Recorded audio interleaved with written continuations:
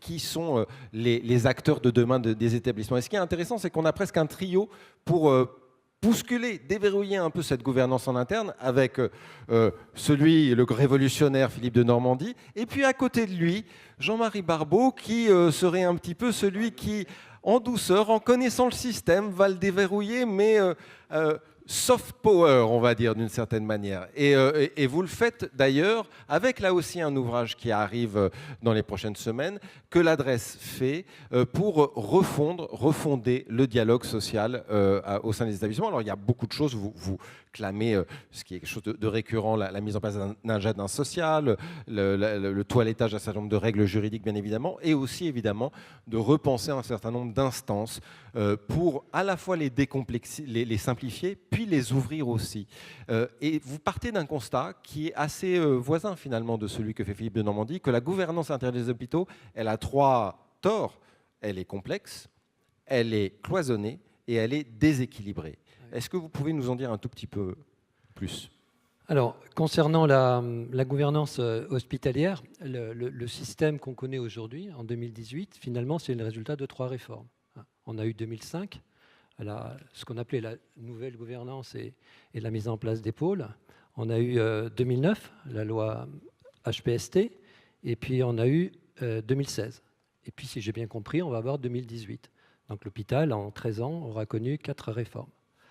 Et quand on fait le bilan en termes d'organisation interne, de représentation, on s'aperçoit que pratiquement chaque réforme a ajouté des instances, 6 d'un coup avec la loi de 2016, et qu'on n'a jamais enlevé une instance. Avant de venir, hier soir, j'ai appelé une collègue de CHU, et puis je lui ai dit, écoute, j'interviens demain, il y a combien d'instances dans ton CHU? Et puis on a commencé à faire le compte des comités, des commissions, etc. On s'est arrêté à 40. Il faut dormir après aussi. On s'est arrêté à 40. Le résultat aujourd'hui, c'est que la réalité d'un dirigeant hospitalier, la réalité d'un responsable médical, c'est que l'essentiel du temps, aujourd'hui, à l'hôpital public, il est consacré à la réunionite, et que c'est un fléau. Moi, je considère que la réunionite est un fléau. Ce n'est pas une fatalité. On n'a pas toujours connu, moi j'ai l'âge d'avoir connu une autre époque où effectivement on passait son temps en réunion, mais on ne passait pas l'essentiel de son temps en réunion. Donc la gouvernance, elle est devenue très complexe, elle est devenue parfois incompréhensible. On était il y a 2 ans au Danemark, on a visité 2 CHU au Danemark. La gouvernance au Danemark, elle est très simple. On a vu des CHU où il y avait 10 000 agents et 1000 lits. 10 000 agents et 1000 lits, et la gouvernance, c'est un comité d'établissement, point. Et puis après, vous avez des sous-commissions. Donc moi, je crois beaucoup je tenais à le dire, parce que c'est tout sauf une fatalité. En plus, et là je rejoins ce que disait Philippe, il y a un problème de gouvernance qui est récurrent à l'hôpital, c'est que ça reste pratiquement depuis 1958, puisqu'on fête les 60 ans, ça reste une gouvernance cloisonnée. Et on a ce cloisonnement qui devient pour moi insupportable entre le médical et le non médical. D'ailleurs, cette bizarre manière d'appeler ceux qui ne sont pas médecins des non médicaux. Et l'hôpital, c'est quand même un drôle d'univers où il y a les instances des médecins et les instances des soignants. Il y a la commission médicale et il y a la commission des soins. Chacun a son statut, qui bien évidemment ne correspond pas. Chacun a son organisation et chacun a sa gestion du temps de travail. Et il faut tout le talent de l'ANAP et de ses experts pour élaborer des guides qui nous apprennent à harmoniser et à synchroniser. Il y a quand même eu 2 rapports de l'ANAP qui nous apprennent à synchroniser le temps médical et le temps non médical. Or, dans la réalité, au quotidien, les équipes médicales et soignantes, elles travaillent bien ensemble pour et autour du malade. Donc on a une gouvernance qui ne correspond plus du tout à la réalité professionnels. Ça, c'est le problème du cloisonnement. Et par rapport à ça, justement, vous proposez finalement, et c'est assez intéressant, d'ouvrir et de repenser un certain nombre de ces instances. On ne va pas détailler l'ensemble des propositions que vous faites, mais il y a plusieurs instances que vous voulez un peu refonder. Il y a cette fameuse réunion des CTE et des CHSCT, qui est une vieille histoire, qui aujourd'hui vaut pour le privé, hein, via les ordonnances. En quoi est-ce que c'est pour vous une mesure particulièrement intéressante par rapport justement à ces problématiques de cloisonnement ? Alors, le problème de la question de l'instance unique, c'est une question qui est pour moi importante. L'adresse, c'est vrai, milite pour l'instance unique depuis des années. Donc, dans l'ancien monde, déjà, on parlait de l'instance unique. Bon, depuis maintenant, les nouvelles ordonnances du Code du travail, c'est devenu une réalité dans le privé. Alors, quel est l'enjeu de l'instance unique ? Pour moi, c'est d'abord une simplification. Hein. J'étais DRH, j'étais directeur. Personne ne sait vraiment ce qui distingue aujourd'hui les compétences du CTE et du CHSCT.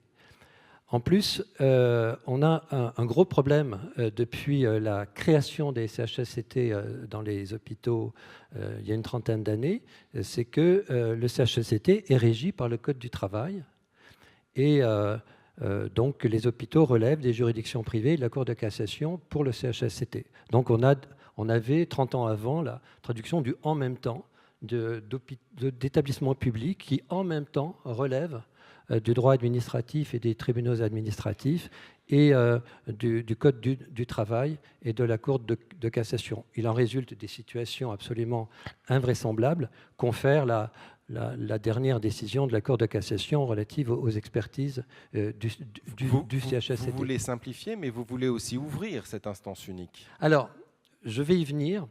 Juste pour rester sur les problèmes actuels des instances représentatives du personnel, on a aussi, je dirais, une inflation des droits qui ont été accordés. Alors, je sais que c'est un sujet un peu sensible et que les syndicats n'aiment pas trop qu'on parle de ce sujet. Vous vous souvenez que le rapport de Nicolas Perruchot, le rapport parlementaire de 2011, a été interdit à la publication. Il a été interdit à la publication parce qu'il avait relevé qu'il y avait dans la fonction publique 22 000 instances représentatives du personnel et parce qu'il disait qu'il y avait l'équivalent de 14 000 agents qui étaient entièrement détachés sur des fonctions syndicales. Dans un hôpital aujourd'hui de 1500 agents, le CHSCT, c'est 18 membres. 9 membres titulaires, 9 membres suppléants. Chacun de ces membres a des heures de délégation. Il a droit à 240 heures par an. Donc 18 par 240, je crois qu'on arrive à 4320 heures. Rien que pour les heures de délégation. Et je ne compte pas là-dedans les heures de réunion, les temps d'inspection, etc., etc. Donc il y a cela aussi qui fait que le système devient complètement fou, à tel point, parce que j'interviens beaucoup dans les hôpitaux sur ces thématiques, il y a même des DRH qui renoncent même à vouloir comptabiliser. Donc simplification, et puis faire en sorte que l'instance unique, elle relève aussi désormais du Code de la santé publique et donc des juridictions administratives. Alors, maintenant, je vais répondre à votre question. Oui. Alors, peut-être que je vais faire sursauter Philippe, le révolutionnaire. Je pense que ça serait dommage que l'instance unique, qui a été annoncée par le gouvernement le 19 juillet, je tiens à le rappeler, donc, et qui va être mise en place dans la fonction publique, ça serait dommage qu'on se contente d'additionner le CTE et le CHSCT, de fusionner ces deux instances. Il y a le problème du cloisonnement médical et non médical dont j'ai parlé, et moi je serais partisan pour qu'à cette occasion, on introduise, alors on peut appeler collège, on peut appeler ça section médicale, car à ma connaissance, les conditions de travail, les risques psychosociaux, les TMS, ça concerne autant les médecins que les non-médecins. Et si je le dis, c'est parce que certains se souviennent ici qu'en 2013, c'était la proposition d'Édouard Couty. Quand Édouard Couty a fait le pacte de confiance, il a dit il faut qu'il y ait des médecins au CHSCT, et c'est une proposition qui a été rejetée. Les choses avancent progressivement. Les choses avancent progressivement. Donc je pense que ça serait une mesure, je pense, de bon sens et intéressante d'associer les médecins à cette instance unique qui deviendrait un peu à l'hôpital le comité d'établissement consultatif. Et puis deuxième chose, alors ceux qui me connaissent depuis quelques années ne vont pas s'étonner, j'aimerais aussi qu'on en profite pour qu'il y ait une véritable représentation des cadres. Car les années passent, les réformes passent, et le cadre est toujours le grand absent de la représentativité. On a des représentativités syndicales qui sont bien établies, mais le cadre n'est toujours pas représenté.